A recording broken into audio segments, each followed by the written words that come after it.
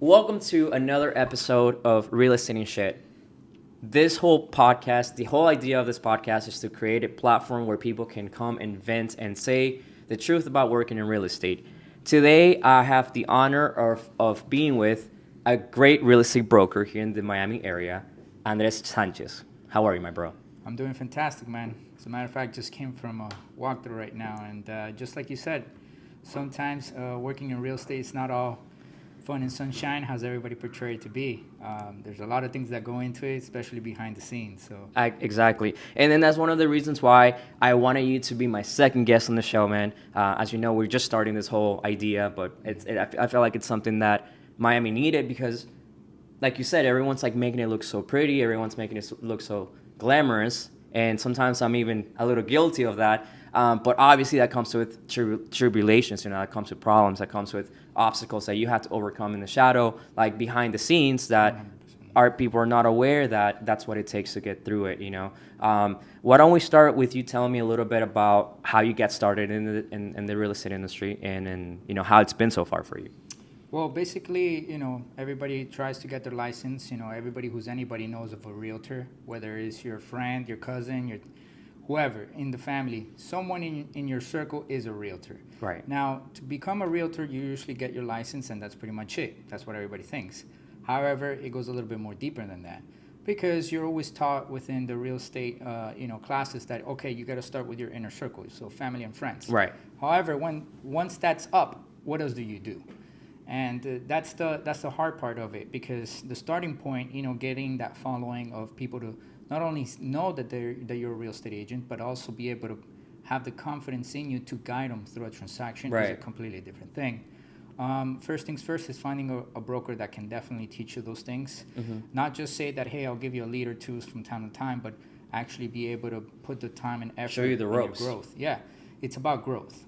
Because at the end of the day, some of the brokers here, think about just having a lot of realtors under their brokerage, but at the end of the day, if none of them are growing, the brokerage itself is not I growing. completely agree, and that's one of the things that I always see happening with a lot of brokerages that they focus on just getting quantity of realtors. Because I mean, like you said, everybody knows a realtor nowadays. Right. Like there are realtors everywhere.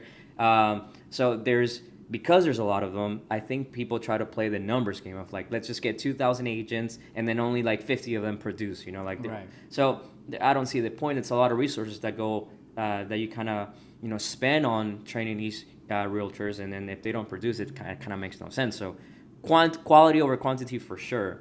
But okay, so good brokerage, finding a mentor, guidance and all that stuff. But how did you get started? What was it for you? Like, what were you doing for this? So basically, just like most people, I had a 9 to 5 job, but I also had aspirations to go back into motorsport racing. I was a race car driver myself in Okay. 2013 to 2015, and that takes a lot of money. At the time, I was blessed enough to have a sponsor. Unfortunately, at the time, the sponsorship ran out of money. So because they ran out of money, I had to find a way back to put myself in that driver's seat, but under on my own means. Right. Having a 9 to 5 job did not give me the luxury enough to have enough money to not only have a living, but at the same time be able to go back into racing. Have a living and have a life. Yeah, Yeah. that's exactly it. So when I started looking into it, real estate was something that, at one point I wanted to get into. Mm-hmm. Not only for my own self, but because I saw it as a venture to be able to produce a little bit more capital Okay. and go back into racing. Right. Well, which is funny you said it because I feel like everybody perceives working in real estate as a you're gonna make money, like, Right. and obviously if you're good, like you're good, like you're building your team, you've been doing this for a few years now, and you have your book of business, and obviously you start earning a lot more money, right? Like it does happen, but it's a misconception that 100%. just because you get your license, you're gonna start balling, and that's just Yeah, not no. the reality of it. No. So let's go from okay, so you go into real estate to find, get more capital for, Yeah. to support your lifestyle pretty much, like what makes you happy, what you want to do, and provide for your family. But then, okay, you're in the door. What were you doing that was different than most people, and how were you able to achieve what you have so far? And I think 4 years you've been doing this, right? Yeah. 4 years, yeah. Yeah. Like, what was like your So just a little background. I started the first things that I started doing was rentals, right? Like everybody. But not only any rentals, it was actually very small studios. Okay. So my first paycheck, believe it or not, And this was during COVID. right before COVID. No, before COVID. Okay.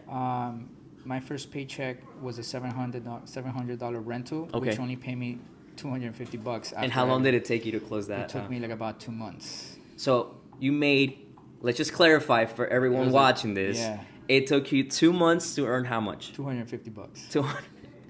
$250. I mean, we're not counting your Yeah. expenses of like Nothing. the gas, the time, all the things that went into showing, I guess, properties to this client. It Yeah. was just studios because at the time those were the only people that I knew in order for them to be able to help them as my first clients per se. And it wasn't until I met my mentor, right, in which he kind of opened up my mind on how we should be able to not only look for clients, but at the same time how to guide them and assess them. Okay. Because it is, in today's age, you do have those type of clients that are thinking maybe of possibly renting, but have the criteria enough to be able to be buyers. Right. So not pushing anybody towards buying specifically, but understanding that the numbers for them may benefit if they buy rather than rent. Yeah, you become right? an advisor. Correct. And becoming an advisor was the next step that I needed to do in order for me to be able to start growing, right? So, I started meeting a lot of people. However, I did not know how to nurture them enough to be able to convert them into sales until I met my mentor. Right. My mentor was really the one that opened up a lot of things. Which I wanna make a little pause, and I wanna just applaud you for being humble enough to say my mentor taught me this, and I wouldn't have known how to do this without your mentor. I don't know who you're referring to, but I respect that because it's one of the things that I learned. It took me too long to learn that you can't do it all by yourself. Like, you have to learn from people that are basically doing what you want to do right now. You know what I mean? Yeah. And once you find like someone that can guide you and that you can connect with and that can show you kind of the path of hey, there's danger here, don't do that, and then if you do this, that's gonna happen because they've already kind of gone through it. That's it's wonderful that someone as much even if you have success, you're always gonna be a student of the game. There's always going to be somebody that knows more than you, Yeah, so when it comes to a real estate transaction, as you know, it has different phases, correct? Right. Every transaction has the same phase where it goes, from inspection period all the way to the closing day, right? In between, you always have the same deadlines for every transaction. The difference is how you guide a client through those deadlines. Okay. From one to the second. And I think that that's what really have made the difference within my clients to be able to not only continue working with me, but also referring me and having those referrals where it continued to grow. And over time, I started getting more and more and more clientele. Right. It's not only just getting the money and then fleeing No, the scene. but you know what? I can't help but to think about the underlying lesson of what you're saying right now to people watching. What Andres basically did was elevate his service. He made sure... What you're saying is just that. Like, you made sure that you did your job really well. Like, you became not just a transactional agent, but you became an advisor for real estate now. It's not just, hey, can you sell my house and get your money and then get one text a year from this person. Like, you started nurturing your clients. You started elevating your service, which in correlation elevates your income as well. Yeah, perfect example. I had a client that thankfully was able to close with me his first home in Kendall. Okay. And from there, he had a friend of his that was coming in from out of the country. He had about $600K in his pocket, and he wanted to utilize those $600 to just simply buy a house of his own. But after sitting down with that individual, I was able to introduce to him the idea to, hey, listen, why don't you do this? Why don't you buy 2 properties, right?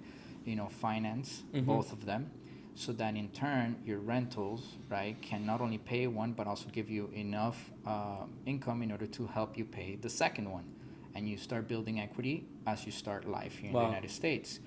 That little piece of advice, kind of like let him know that I was a different type of agent, because it could have been easy having a $600K cash offer deal, and that's it. That's an order taker.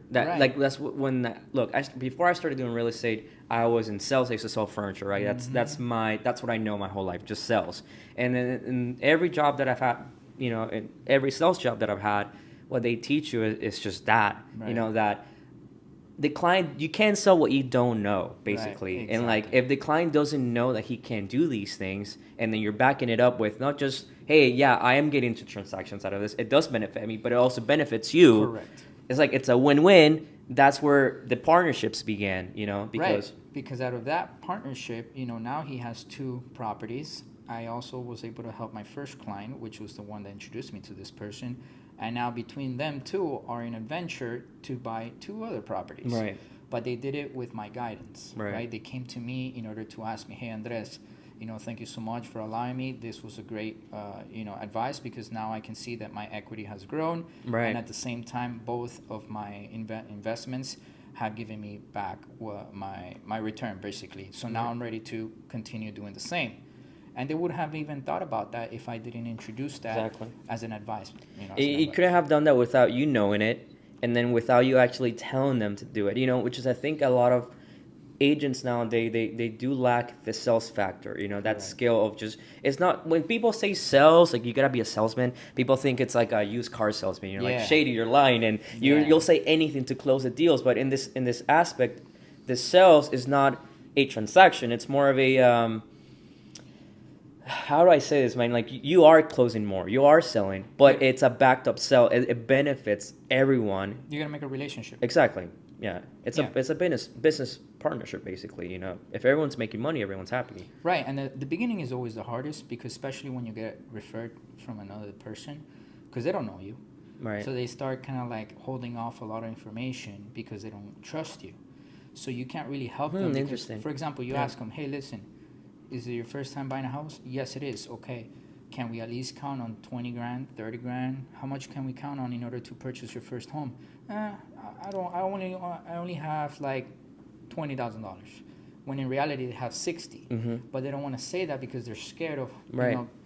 you got to get to a point where you can ask the client, that on, hey, listen, I love that. I need to know how much money you have available, because out of that amount, then we can start working out with numbers, and I can let you know what to do. But do you do all of this before you even send them to your lender? Like, this is, you 100%. pre-qualify, I see, I tell them all the time, you gotta pre-qualify. Like, a good realtor pre-qualifies their client. Yeah. Like, you're not a loan officer, dude, but you want to know, like, Yeah. if who I'm working with, what Correct. kind of client it is. Yeah, because before I start, talking about how we're going to go through the lending and all that phase, I want to make sure that they know that I know how to help them. I love that. At the end of the day, Yeah. they're going to always come to me first before they go to the lender that I recommend.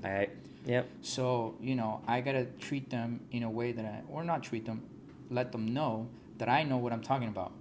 And then, of course, whenever a realtor gets enough, capital, it is always best if they can show that they do what they preach. Right. What I mean by that is, going back to the first example where I taught the guy, hey, let's buy two properties instead of just one, in order for you to have two. That you can do that yourself in order to showcase that you do that as well. Right. I have an investment property myself, Mhm. right? So before buying a primary home, I bought an investment property which covers my rent. So I was basically living free. Yeah. I was in a beautiful rental paid by the investment property I paid, which I also own. So I was getting equity, my mortgage was paid, and my rent was paid all at once. And I did that to showcase that whatever I preach to my clients in the future, they can see that I do it myself. You are your own client too. Exactly. Yeah. Like, if I trust myself enough to do it with me, like, I get what you're saying. Yeah. That's what it is. And then, very important, having that team. Most realtors may be good realtors, but maybe they don't have the team. And what I mean by the team is, yes, you got to know a lender such as yourself that can be confident enough that if I send you my client, you're going to be able to help them find the best mortgage program that is out there for their specific Mm-hmm. needs. And at the same time that you're going to go all throughout the transaction in order to close. Not one that if they see an issue, that's it. They say, oh, you can't close. Yeah. That's number one, finding the right lender. The inspector, making sure that the inspector you work with is someone of confidence that will tell you the truth and would let you know what's good and bad about a property in order for you to be able to fight for your client. And lastly, of course, whoever the title agency is. That title agency, if it's not the clients, if they don't have one of their own and you're using the one that you trust, you make sure that title agency can also do its job at a timely manner, and it's not one that basically just does things right at the end I And agree. then I need an extension because they weren't doing the things they were I completely supposed to. agree. I don't think people understand how many pieces of like are It's a involved lot. in that transaction. It's not just the title. It's not just uh, the lender. It's not just the realtor. There's so many parties involved in a Right. transaction. And I like the first point you were saying that like you gotta find someone that it's gonna fight for your file even when because most of our loans have problems, dude. I mean, there's 100. always most real estate transactions usually have little like issues. I'm not gonna lie, but it's like we get them fixed. They close, like and we take care of it. But I like that because it kind of backs up your line, which is I like that your slogan is let's finish the Let's what cross the finish line together. let's cross the finish line together. I love that. I'm gonna Yeah. put a picture of it when I edit it. That way people can see it. Yeah, so when I was in motorsport racing, because of the fact that I didn't have any financial backing, my family, right, meaning that I had to make sure that I have the best relationship with everybody around me, right? Mm-hmm. So when you get to see some of these kids that have come from money, right? Sometimes their character is not the same as those who don't come from Wow. money, Yeah, right? So that's true. when you don't have money and you're given an opportunity, you're more grateful towards it because you don't take it for granted. Exactly. So you try to make relationships everywhere where everybody's happy that you're there, Mm-hmm. right? So when I was racing, I made sure that if I win, we all won, not just the one that's in the podium with the champagne and celebrate. That's good. It's the whole team. Take care of your people, and your people will take care of you. But it also goes the other way. If I lost, they're there for me because they understood that they also lost. Right. But at the same time, we all held it together as a team, right? Same thing comes here in real estate. I kind of translate it here, My client is my team, and I'm like their driver, per se. So if I'm guiding them and we cross the finish line, it's not only me crossing the finish line, but at the same time is everybody that's around. That's awesome. I like that. Right? That's So awesome. the slogan is crossing the finish line together. Because at the end of the day, I helped them cross the finish line, That's which is awesome. getting that new venture, which is the house or apartment or condo or investment, whatever it is. Yeah. Um, This podcast has been sponsored by Yeah. Dress Sanchez. I'm just kidding. Something like that. But yeah, so that's how I make it happen. I try to make sure that my clients feel like they're the only clients, and it's hard because you juggle with so many people. You want to make sure you know what's going on in every single transaction. I agree. Right now, there's some obstacles along the way because as you're doing all this work, as you're juggling between one transaction and the other one, maybe one is in the closing stages while the other one is just starting. Then you have another one that's in the middle. So one of them is doing the appraisal, the other one is doing the inspection, the other one is ready to close, but they have a slight issue. Yeah. But at the same time, you have a life, you have family, Mhm. right? You have friends that you want to go ahead and. That's what you were talking about before we. Correct. Yeah. Tell me a little more about So, that, man. People well- don't get that because people think that I'm gonna become a realtor or a loan officer. I'm gonna make my own hours. That's not true. And you were just talking about how you were at a wedding and then Yep. this guy that wants to buy how much was It it? was a $3 million house. A $3 million house. Yeah. The one day you're at the wedding, he's Yeah, available. Exactly. So- So what happens in real estate? You really don't have your own time. Unfortunately, that's not reality. Okay. You are having to work with the availability of your clients, right? So you have to work what you want to do around their availability. Right. Yes, you can always kind of manipulate the times to make sure that they correlate with what you also want to do. However, when you have these type of high caliber clients, when it goes to the $2 million, $3 million, $4 million homes, it's a completely different spectrum because they dictate, unfortunately, the timing. Yeah, Most- yeah. Let me ask you something. I mean, how usually on a $3 million house, I know that it depends on the listing, but Yeah. what is the range that you would definitely make more or less on a $3 million house? Let's say you Well, it went under depends. contract and everything. Yeah. It can go from anywhere from 70 to 100K Okay. on a transaction. With you right? talking about the full 6% or No, I was saying 3%, 3 and 3. Okay, yeah, okay. With the 6%, right? Right. Now, the thing is, that client is not only for that type of transaction. The way that I've let my team know and learn is that the type of client that you have that it wants to buy that type of home is not necessarily a one-time and done. no? We got to dude. make sure that they feel confident enough that if you were able to guide them through that specific transaction, they can continue to grow with you. Whether it's buying other investment properties or going into a venture of building multifamily homes, which is what we're doing now, or it's just whatever type of venture that they're looking for, that they Right. have you in your No, in and your you mind. would think that someone that's buying a home of that caliber, that they're not just trusting anyone to do this Correct. with. You know what I mean? So it's easier to trust someone. Okay, let's actually I take that back. It's hard to trust someone to buy a 300K property. Now imagine a $3 million property. Funny enough, man, the ones who have the $300,000-$400,000 houses are really hard to gain their trust, because Yeah. the people who buy the higher income homes can read you very easily. Well, they value different things. Yeah. They value different things. Like they Yeah. kind of see through the BS, 100%. Like they're just not like, hey, I don't want to hear a sales pitch. I want to meet Andres. Like, what do you Exactly. have to offer? Like, who are you? Like, how are you going to benefit my money as well? So that goes back into the first thing that one of the first things you mentioned is like, what separates you, right? Mhm. Like, what is it that you did any different? What I did differently is just be me. I did not try Love to that. sell the house. I did not try to sell, a specific thing. What I did is, like, I told them who I was in regards to, because they read me. They read my file. They say, Mhm. I promote myself as a race car driver. And Yeah. that's how the conversation starts. And usually, whenever you start being a little bit more personal, I don't usually ask people, hey, what do you do for a living? Because that's their business. Yeah. Ain't nobody going to tell me my business. But if you find a common ground, for example, if the guy is I love driving a that. Porsche GT3 Mhm. RS, You're gonna talk about cars.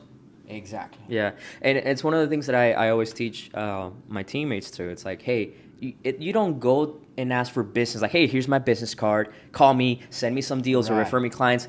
You gotta earn that. Like, that's what most people do, and that's why most people fail at doing that.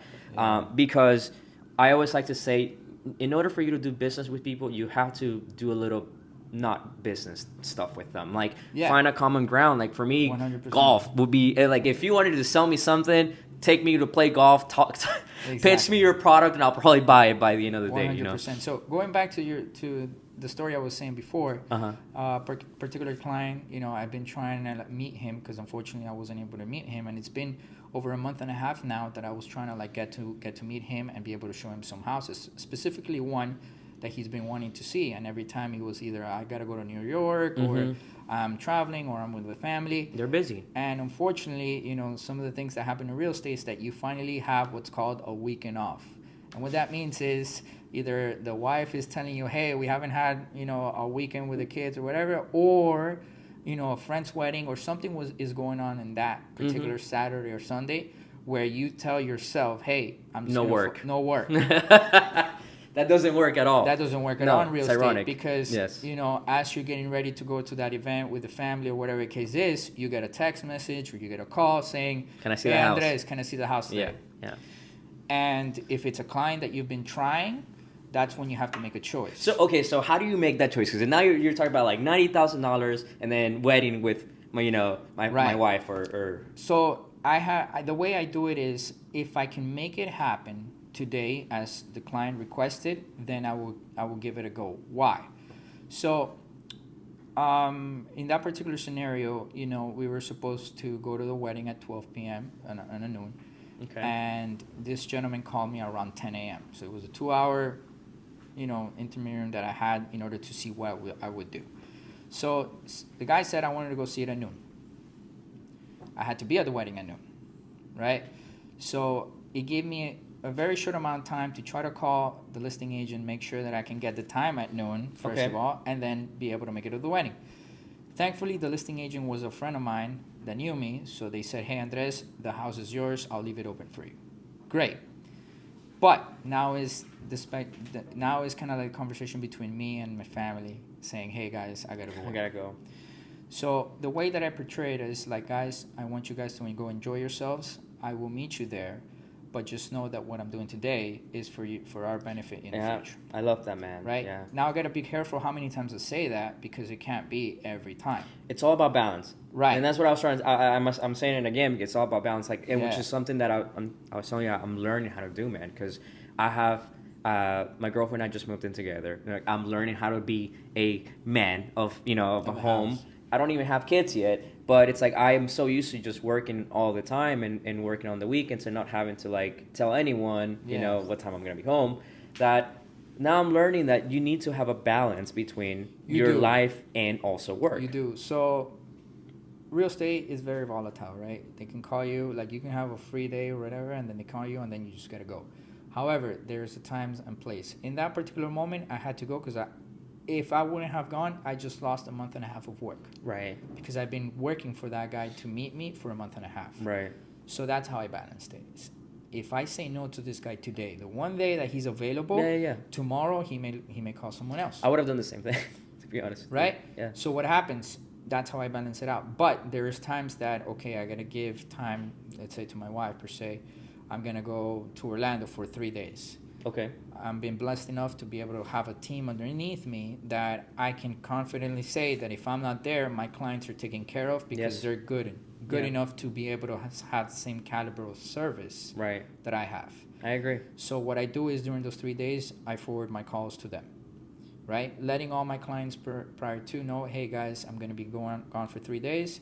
If anything happens, please make sure to reach out X, Y, and Z at X, Y, and Z. You cover your tracks too. You make sure that if you leave, your clients are well up. Exactly, and that they are well taken care of. That would not, which is another representation of the service that you're given right now. 100%. Because there are people, and I know people personally that you'll see them in Europe, you'll see them in Spain, and then they don't answer. They just ghost. You know what I mean? Yeah. Yeah. So real estate it gives a lot of rewards, right? But it also gives a lot of obstacles per se, because you do come in a time like, all right, can I go to the beach today, or should I start making calls and see if maybe I can showcase some of the houses today? And that's when you reap what you sow, right? So if you decide to go to the beach every weekend and not show any houses because you rather go with friends and go to the bar or whatever during the weekend, you're never gonna get up. Yeah, you're not gonna get ahead. Yeah, don't complain when the realtor next to you is closing almost every month. Yeah. And that's the thing. Like, most people don't see those sacrifices. Like, it's hard for me to, for example, get on Instagram per se, like everybody does, on a Saturday afternoon, and everybody's out there in the beach on a sandbar. No, I completely agree, man. Or playing you sacrifice. or at the track, or playing volleyball, and I'm here, calling to see who's gonna go see the houses today, right? Right. So it's tough, because at the end of the day, I want to go to the boat. I want to go play volleyball. And yes, And there'll come a time where, Because you get to a point that, you can get to choose when to say yes and when to say no to whoever's calling you, because you're not in that necessity per se stage, right? So what happens is you become, the idea is to always multiply yourself through your team. Right. Where if I want to have a Saturday day off with my family per se, I can say, hey, listen, you know what? I may not be available. If a client calls me, hey, man, yes, you can go see the house at 4 p.m. If I'm not going to be available, rest assured that someone's going to help you. Exactly. Yeah. And I know that person's going to treat them just as I will. But until you get to that stage, it's you very have hard. to be the you one. have to be the one to in say order, yes. in order for you to lead people to do it, you also have to go through those moments. And lead by example. 100%, man. I can't expect my teammates to do something that I haven't done, or I'm not able to, I'm not willing to do, let's say. Right. So I have to show leadership. To continue on with that topic is, most realtors get into real estate and they think that they're going to sell their first house in the first month, second month. It doesn't happen that way. No. How long did it took? You said 2 months to get the rental. For me, it took me 2 months. But what about the first sale? First sale, 7 months. 7 months to close your first sale.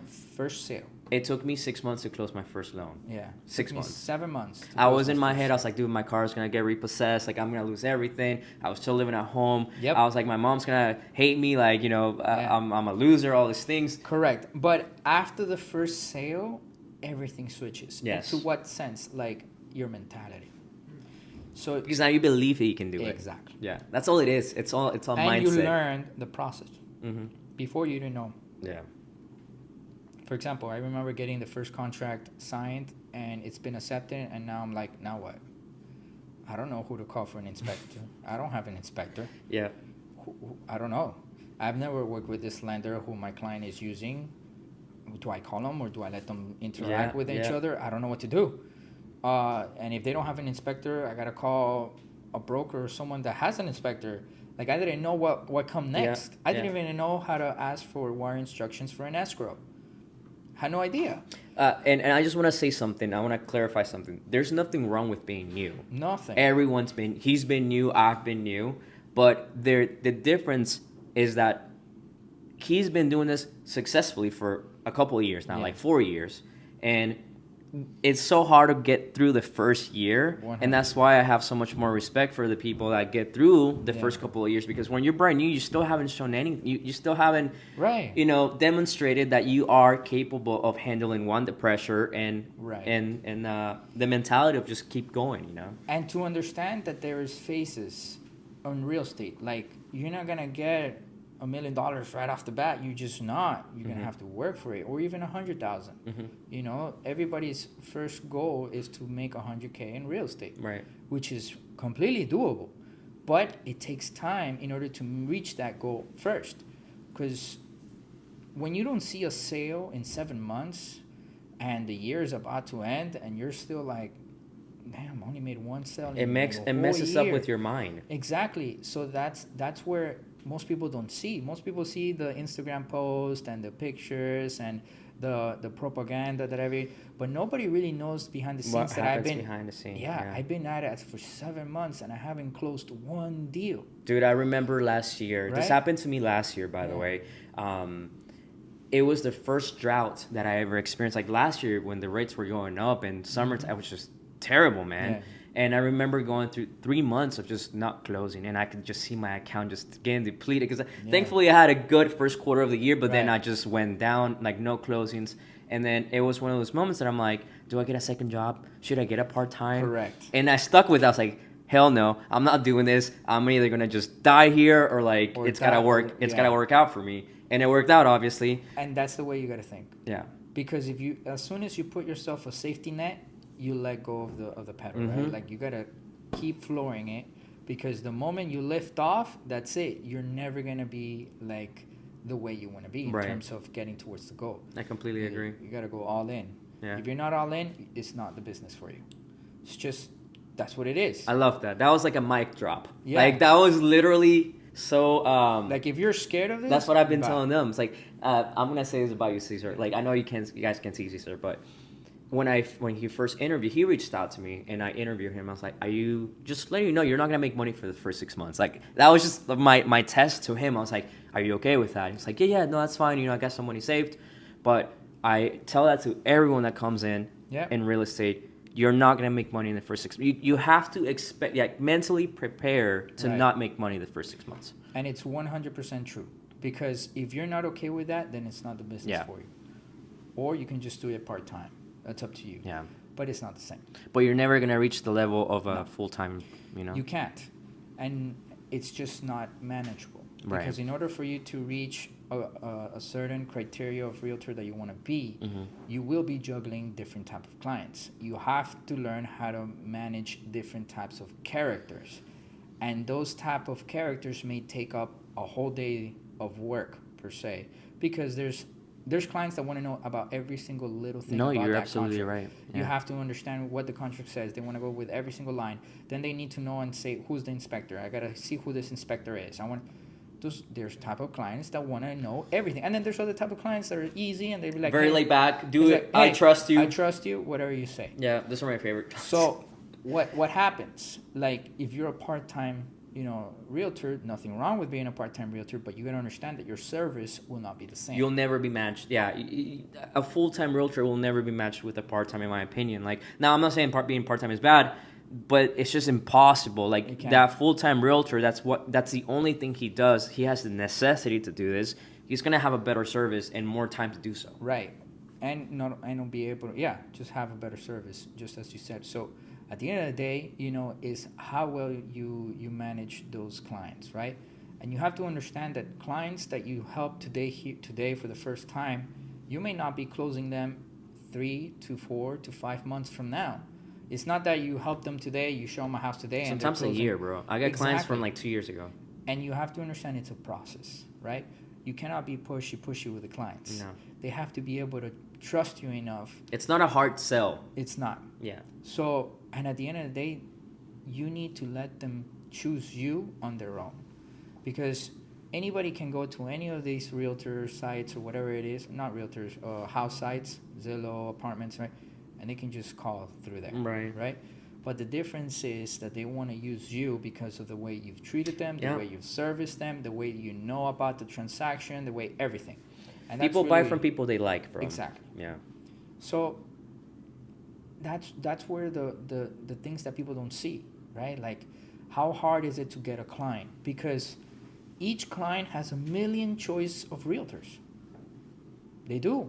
But how do I get them to choose me? Mm-hmm. And that's the criteria you have to find in order to produce, your own self-worth towards them, right? Because anybody's a realtor.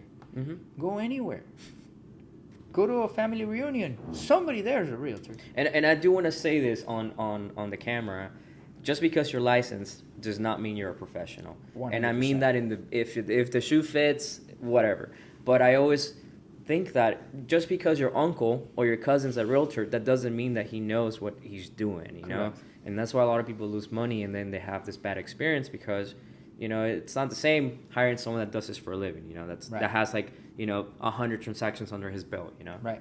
Now, granted, that uncle or whoever it is that has a realtor that doesn't do this full time, he may be able to help you so long as he has someone hand in hand that's helping him, guide him. Correct, yeah. Right? Because that's how we treat our clients. Our realtors that come in for the first time. As soon as you get your license, you really don't know what to do.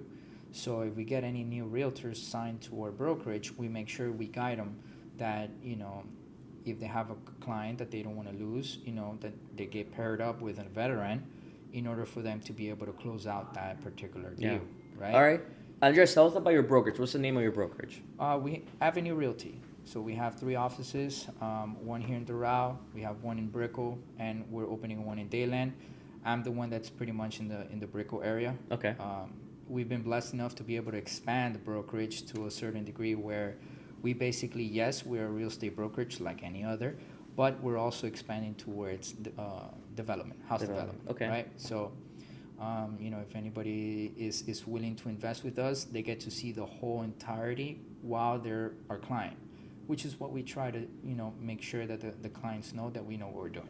So, for instance, going back to that first example of where I told the guy or the gentleman to buy 2 houses instead of 1, is because, I knew what we were doing based on all my experiences. And at the same time, he knows the trajectory that our brokerage is going to, because we've told him, look, man, if you have money to invest, you can also invest in this, and this, just as we are based on what you see here. And we've had clients that we meet them through a referral. Okay. They have confidence enough to buy their own house with us, an investment property, and then they have so much confidence on how that we've helped them that they go start seeing how to invest in our development sites. Right. So, it's kind of like a funnel where we've created not only for our realtors to have, but also for clients to understand what we're doing, where we want to benefit them, right? Okay. Yes, of course, we're going to be part of every transaction. You will earn money through every transaction. But at the end of the day, the ones who leaves the most benefit is the client, because now they have their house, they have an investment property, and they have a multifamily home. Yeah, no, and this wouldn't be working out if you guys weren't delivering 100% on the results, so it's okay. Yeah, just right now, we just happen to have the full cycle happen with one of my clients, and that we, bought him my first house, bought him an investment, and now he's building his own multifamily. He's building a 15-unit multifamily house with us. Beautiful. So, that's just to say the type of growth that real estate can have, which is beautiful. But behind those scenes, The work. there's a lot of work. Well, Andres, I can't think of a better way to end that there is a lot of work. It's a very beautiful industry, like you heard. There is too many challenges to say on the camera, like everything you've gone through, because everyone has like a different journey. Yeah. But just to summarize everything you're saying, like there are things that people don't talk about. Like, it's not just popping champagne bottles, closing days, and there's a whole process, a whole work ethic that goes behind getting to the closing table and doing that consistently with not just one type of client, but with, you know, to deal with different type of characters and different type of scenarios and different properties. So with that being said, man, I want to thank you for being here. Thank you for sharing. I was looking at the wrong camera. You are Andres Sanchez. You work with Avenew Realty. You're a broker associate there as well. I'm going to put all your information on the screen. That way people can contact you. If you're a real estate agent that is looking for a new brokerage and you want to, you know, just explore the options that they have to offer and the way the compensation works and the way the work ethic and their culture works, please reach out to them. Of course, and I want to thank everybody that's tuning in to this amazing individual. You know, he's growing in his own regard, and I just, you know, encourage everybody to continue listening to Real Estate and Shit. Hey, thank you, brother. Thanks, bro. I appreciate it.